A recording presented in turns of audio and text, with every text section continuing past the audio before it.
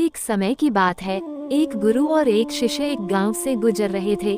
काफी देर चलने के बाद उनको प्यास लगने लगी थी, तो वो एक खेत पर जा पहुँचे।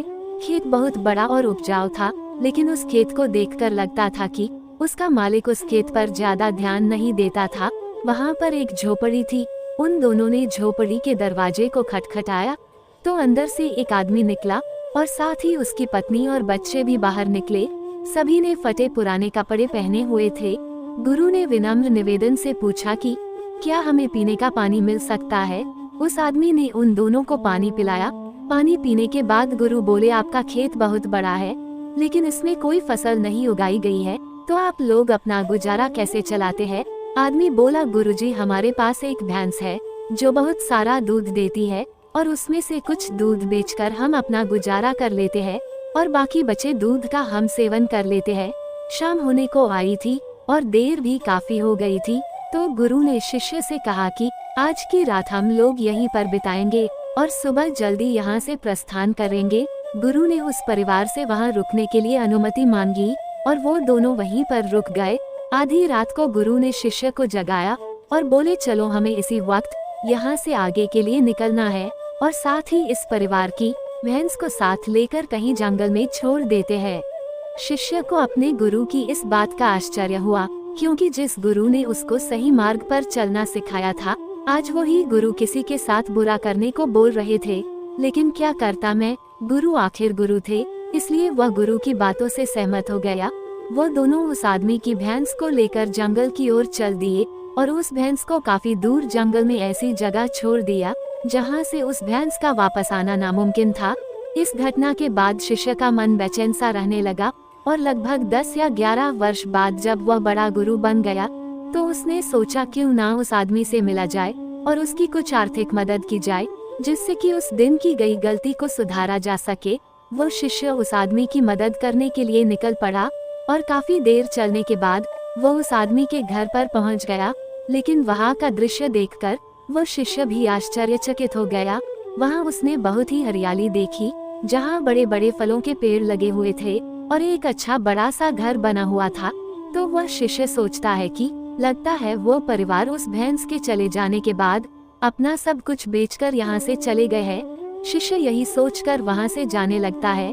तभी उसने उस आदमी को देखा और बोला, शायद आप मुझे नहीं जानते हैं, लेकिन मैं आपके यहाँ कई सालों पहले अपने गुरु के साथ आया था। उस आदमी ने मायूसी के साथ बोला, हाँ जी, कैसे मैं भूल सकता हूँ उस दिन को। आप लोग बिना बताए ही यहाँ से चले गए थे, और साथ ही उसी दिन हमारी भैंस भी न जाने कहाँ चली गई और आज तक वापस नहीं आई। काफी दिनों तक हम इसी बात को लेकर परेशान रहने लगे और समझ में नहीं आ रहा था कि क्या करना चाहिए हमें, लेकिन जीने के लिए कुछ न कुछ काम तो करना ही था। फिर एक दिन मैंने लकड़ियाँ काटकर बेचने का काम शुरू कर दिया, और धीरे धीरे पैसे बचाकर मैंने अपने खेतों में फसल उगाना शुरू किया। तो मुझे कुछ मुनाफा होने लगा। मैंने उस मुनाफे से फलों के पेड़ लगा दिए, जिससे मुझे बहुत ज्यादा मुनाफा होने लगा, और मेरा ये काम बहुत अच्छा चल निकला। अभी मैं आसपास के गांव में सबसे बड़ा व्यापारी हूँ। आगे वह आदमी बोला, अगर उस दिन मेरी भैंस गई नहीं होती तो शायद ये सब कुछ आज मेरे साथ नहीं होता। उसी के कारण मैं कोई और काम नहीं करना चाहता था। जब वो भैंस चली गई, तभी मैंने कुछ नया काम करने के लिए सोचा, और आज उसका नतीजा मेरे सामने है। ये सब सुनकर वह शिष्य बोला, लेकिन ये सब तो आप पहले भी कर सकते थे। आदमी ने कहा, हाँ बिल्कुल कर सकता था, लेकिन उस समय मेरा काम बिना मेहनत किए ही चल रहा था, और मुझे कभी लगा भी नहीं कि मैं ये काम करने के लिए सक्षम भी हूँ। इसलिए मैंने कभी कुछ अलग करने की कोशिश ही नहीं की। लेकिन जब मेरे पास कोई और चारा नहीं था, तो मुझे लगा कि मुझे कोई दूसरा काम शुरू करनी चाहिए, जिससे कि मैं अपने परिवार का अच्छे से पालन पोषण कर सकूं। तब मैंने अपने मन में ठान लिया कि अब तो कुछ करना ही है, और जो भी करूँगा पूरी मेहनत और ईमानदारी के साथ करूँगा। इसी तरह आज मैं सफलता के इस मुकाम पर हूँ। कहानी से मिली सीख। दोस्तों, कहीं आपके जिंदगी में भी इस भैंस की तरह कोई रुकावट तो नहीं है जो आपको एक अच्छी जिंदगी जीने से रोक रही है।